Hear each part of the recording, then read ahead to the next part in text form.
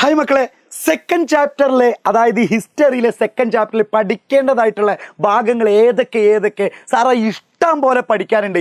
അതുകൊണ്ട് മക്കളെ ഞാൻ അങ്ങനെ ഒരു തംബ്നെയിലും വെച്ചിട്ട് നിങ്ങൾക്ക് ഒരു വീഡിയോ ചെയ്യാമെന്ന് വിചാരിച്ചു. അതാണ് ഈ വീഡിയോ. എന്താണ് ഇതിൽ പറയുന്നതെന്ന് വെച്ചാൽ ഏതൊക്കെയാണ് നമുക്ക് പഠിക്കേണ്ടത്. നമ്മൾ പഠിക്കേണ്ടതായിട്ടുള്ള ഇല്ലാത്തത് ഒരു രണ്ടെണ്ണം മാറ്റി നിർത്തി കഴിഞ്ഞാൽ പിന്നെ ബാക്കി എല്ലാതും പഠിക്കാനുള്ളത് എന്നുള്ളത് തോന്നൂലേ. അതുകൊണ്ട് മക്കളെ പഠിക്കാനുള്ളത് ഏതൊക്കെയാണെന്നുള്ളത് ഞാൻ നിങ്ങൾക്ക് പറയാം. പിന്നെ അത് മാത്രം പഠിച്ചാൽ മതി, ബാക്കിയൊന്നും പഠിക്കേണ്ടല്ലോ. നോക്കാം നമുക്ക്.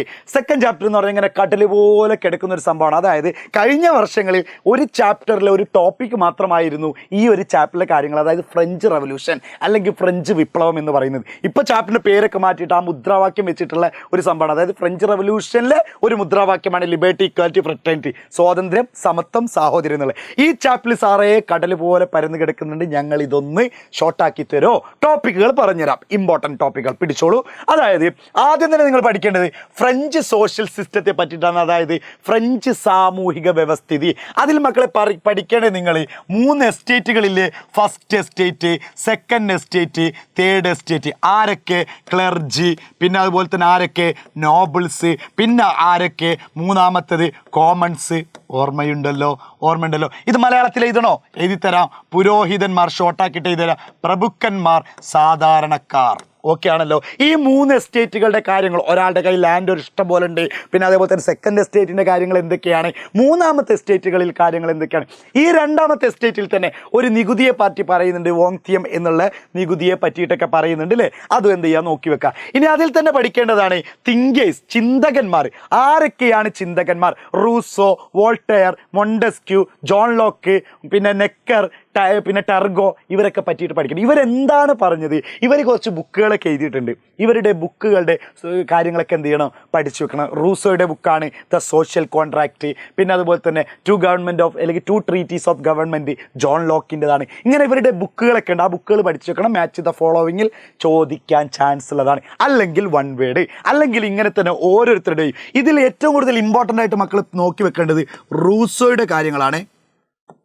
റൂസോയുടെ കാര്യങ്ങൾ നോക്കണം. Social contract. പിന്നെ മനുഷ്യന്മാരെന്ത് ചെയ്യുന്നുണ്ട്? ജനിക്കുന്നത് ഫ്രീ ആയിട്ടാണ്, പക്ഷേ ജീവിക്കുന്നത് ചെയിൻസിലാന്ന് വാദിച്ച ആളാണ്, അല്ലെങ്കിൽ ചങ്ങലക്കെട്ടിലാണെന്ന് വാദിച്ച ആളാണ് റൂസോയുടെ കാര്യങ്ങൾ കുറച്ചും കൂടി പറയുന്നതുകൊണ്ട് ആ തിങ്കേഴ്സ് എല്ലാവരും പഠിക്കണം. എന്നാലും ഒന്നും കൂടി കുറച്ചും കൂടി ഊന്നി പഠിക്കേണ്ടത്, എംഫസിസ് ചെയ്യേണ്ടത് നിങ്ങൾ റൂസോയുടെ കാര്യങ്ങളാണ്. പിന്നെ അതുപോലെ തന്നെ എന്താണ് ടെന്നീസ് കോട്ട് ഓത്ത്, ടെന്നീസ് കോട്ട് പ്രതിജ്ഞ അറിയാമല്ലോ.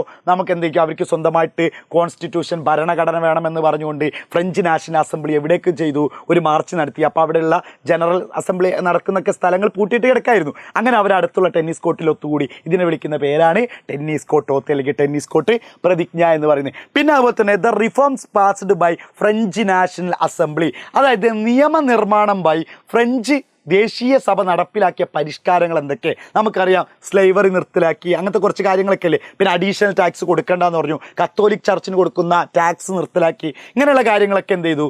ആ കാര്യത്തിൽ പറയണം. പിന്നെ അതുപോലെ തന്നെ നോക്കേണ്ടതാണ് declaration of human right of France in 1789. 1789 അവർ മനുഷ്യാവകാശ പ്രഖ്യാപനം നടന്നു. അതിലെ പ്രധാനപ്പെട്ട ആശയങ്ങൾ എന്തൊക്കെയാണ്? അത് നമ്മൾ ഇതന്നെയാണ് പറഞ്ഞത്. മനുഷ്യന്മാരൊക്കെ സ്വതന്ത്രമായിട്ട് ജീവിക്കുന്നു, പിന്നെ ജീവിക്കണം, ജനിക്കുന്നത് പോലെ തന്നെ ജീവിക്കും ചെയ്യണം. അതുപോലെ തന്നെ അവരുടെ സുരക്ഷിതത്വം, അടിച്ചമർത്തലുകൾ ഉണ്ടാവാൻ പാടില്ല. ഈ നമ്മൾ പറഞ്ഞ ഒപ്രഷൻ എന്നൊക്കെ പറഞ്ഞിട്ട് ആ കാര്യങ്ങൾ ഉണ്ടാവാൻ പാടില്ല. പിന്നെ മനുഷ്യന് ദോഷകരമല്ലാത്ത എന്ത് സാധനങ്ങൾക്കും ഫ്രീഡം കൊടുക്കുക, അതിൻ്റെ മേലൊരു നിയമം കൊണ്ടുവരരുത് എന്നൊക്കെയായിരുന്നു ഈ മനുഷ്യാവകാശ പ്രഖ്യാപനം അല്ലെങ്കിൽ ഹ്യൂമൻ റൈറ്റ് ഡിക്ലറേഷനിൽ പറയുന്ന കാര്യങ്ങൾ. പിന്നെ അതുപോലെ തന്നെ നമ്മുടെ ഫ്രഞ്ച് നാഷണൽ അസംബ്ലിയെ കുറച്ചും കൂടി റിഫോംസ് കൊണ്ടുവന്നു, പരിഷ്കാരങ്ങൾ കൊണ്ടുവന്നു. ഏതൊക്കെ മേഖലകളിൽ? സോഷ്യലി, സാമൂഹികപരമായി, എക്കണോമിക്കലി, സാമ്പത്തികപരമായി, പൊളിറ്റിക്കൽ, രാഷ്ട്രീയപരമായി. അതിലാണ് കറൻസി കൊണ്ടുവന്നു. പ്രത്യേക അധികാരങ്ങൾ, ആർക്കുണ്ടായിരുന്ന പ്രത്യേക പവറുകൾ, നോബിൾസിനൊക്കെ ഉണ്ടായ പ്രത്യേക പവറുകൾ, അതായത് സെക്കൻഡ് എസ്റ്റേറ്റിനും ഫസ്റ്റ് എസ്റ്റേറ്റിനും ഉണ്ടായ പ്രത്യേക പവറുകളൊക്കെ എടുത്തൊഴിവാക്കി. അവരൊക്കെ ഗവൺമെൻറ്റിൻ്റെ ശമ്പളം വാങ്ങി ജീവിക്കുന്നവരായി. ഇവരുടെ ലാൻഡുകളൊക്കെ എന്ത് ചെയ്തു? ഇവർ പിടിച്ചടക്കി. ഇതൊക്കെ മനസ്സിലാക്കി വെക്കണം. പിന്നെ അതുപോലെ തന്നെ French consequence of the French revolution, French വിപ്ലവത്തിൻ്റെ അനന്തരഫലങ്ങൾ എന്തൊക്കെയാണ്? ഫ്രഞ്ച് വിപ്ലവത്തിൻ്റെ അനന്തരഫലങ്ങൾ എന്തൊക്കെയാണെന്നുള്ളതും കൂടി നോക്കി വെക്കണം അല്ലേ. അതിലാണ് ഫ്യൂഡലിസം തകർന്നു. പിന്നെ അതുപോലെ തന്നെ ഇടത്തരക്കാർക്ക് ലാൻഡുകൾ കിട്ടി. പിന്നെ അങ്ങനത്തെ കുറേ കാര്യങ്ങളുണ്ട്. പിന്നെ നമ്മൾ പറഞ്ഞ ഒരു ഒരു എല്ലാ കാര്യങ്ങളും, അതായത് നമ്മൾ പറയുന്നത് എന്താ പറയുക, ഹ്യൂമൻ റൈറ്റിൻ്റെ കാര്യങ്ങൾ പറഞ്ഞു. പിന്നെ അതുപോലെ തന്നെ മോഡേൺ നാഷണലിസം, അതായത് ആധുനിക ദേശീയത കൊണ്ടുവന്നു. പിന്നെ അതുപോലെ തന്നെ അതിലെന്തായിരുന്നു, പിന്നീടുള്ള എല്ലാ ഫ്രഞ്ച് റവല്യൂഷനും ഇതൊരു ഇൻഫ്ലുവൻസ് ആയി മാറി. ഈ റവല്യൂഷൻ, ഏത് റവല്യൂഷൻ? French revolution. പിന്നെ അതുപോലെ തന്നെ അഡ്മിനിസ്ട്രേഷൻ ഓഫ് റിഫോംസ് ഓഫ് നെപ്പോളിയൻ്റെ ഭരണപരിഷ്കാരങ്ങൾ. ഒരു ടേബിൾ കണ്ടിട്ടില്ലേ മക്കളെ? ടെക്സ്റ്റിൽ ഒരു ടേബിൾ കാണുന്നത് കണ്ടോ? ഭരണപരിഷ്കാരങ്ങൾ. അതിലെന്ത് ചെയ്യുന്നുണ്ട്? ഭരണപരിഷ്കാരങ്ങൾ. അതിൽ കൊടുത്തിട്ടില്ല മക്കളെ എന്തൊക്കെ പരിഷ്കാരങ്ങളാണ്? ലീഗൽ റിഫോംസ് ഉണ്ട്, അതായത് നിയമ പരിഷ്കാരങ്ങൾ കൊണ്ടുവന്നിട്ടുണ്ട്. കൺകോർഡറ്റ്, അതായത് നെപ്പോളിയനും പോപ്പും തമ്മിലുള്ള ഒരു എന്തിലേക്ക് കൊണ്ടുവരാം? ഒരു കരാറായിരുന്നു. പിന്നെ അതുപോലെ തന്നെ എഡ്യൂക്കേഷൻ റിഫോംസ് കൊണ്ടുവന്നു, എക്കണോമിക് റിഫോംസ് കൊണ്ടുവന്നു, മിലിറ്ററി റിഫോംസ്, അതായത് സൈനിക പരിഷ്കാരങ്ങൾ, വിദ്യാഭ്യാസ പരിഷ്കാരങ്ങൾ, സാമ്പത്തിക പരിഷ്കാരങ്ങൾ. ആ ടേബിൾ കൃത്യമായിട്ട് പഠിച്ചു വെക്കണേ. ഇമ്പോർട്ടൻ്റ്, വെരി വെരി ഇമ്പോർട്ടൻ്റ് ആണ്. ലാസ്റ്റ് പോയിൻ്റാണ്, അങ്ങനെ ഫ്രഞ്ചൊക്കെ എന്ത് ചെയ്തു? ഫ്രാൻസൊക്കെ ഇവർ പിടിച്ചടക്കാറ് നമ്മുടെ നെപ്പോളിയനെ വാട്ടർലൂ യുദ്ധത്തിൽ 1815 വെച്ചിട്ട് തോൽപ്പിക്കുകയാണ്. അങ്ങനെ ഇവരുടെ കയ്യിലായി മാറി. ആരുടെ കയ്യിൽ? ബ്രിട്ടൻ്റെയും ഓസ്ട്രിയയുടെയൊക്കെ കയ്യിലായി ഫ്രാൻസ് മാറി. അങ്ങനെ ഫ്രാൻസിൽ അവരെല്ലാവരും കൂടി ഒരു വിയന്ന എന്നുള്ള സ്ഥലം, ഓസ്ട്രിയയിലെ വിയന്ന എന്നുള്ള സ്ഥലത്ത് ഇവർ വെച്ച് ഇവർ ഒത്തുകൂടിയിട്ട് ഇവർ പറഞ്ഞു, ഒരു തീരുമാനങ്ങൾ എടുത്തു. അതാണ് major decision of Vienna Congress എന്ന് പറയും. അതിലാണ് പറഞ്ഞ എന്താണ്, ഫ്രാൻസിലെ പഴയ മൊണാർക്കിസം കൊണ്ടുവരിക, പഴയ ഏകാധിപത്യ രൂപം തന്നെ കൊണ്ടുവരിക, ബൂർബൻ രാജാക്കന്മാർ, അതായത് ബൂർബൻ ഡൈനാസ്റ്റിയെ ഇവിടെ ഭരിക്കുക.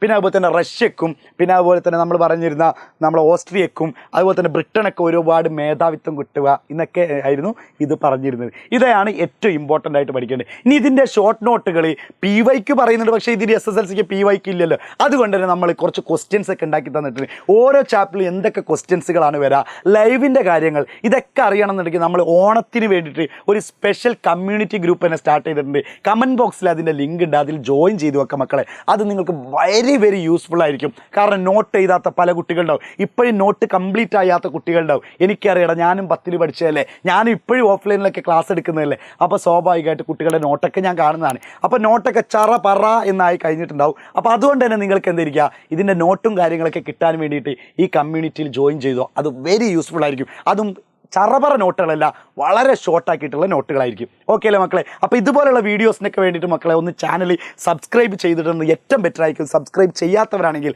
ഒന്ന് സബ്സ്ക്രൈബ് ചെയ്തിടുക. അടുത്ത ചാപ്റ്ററും ഇതേപോലത്തെ ഇമ്പോർട്ടൻറ്റ് ടോപ്പിക്സുകളുമായി നമ്മൾ വീണ്ടും കടന്നു വരും. Bye bye.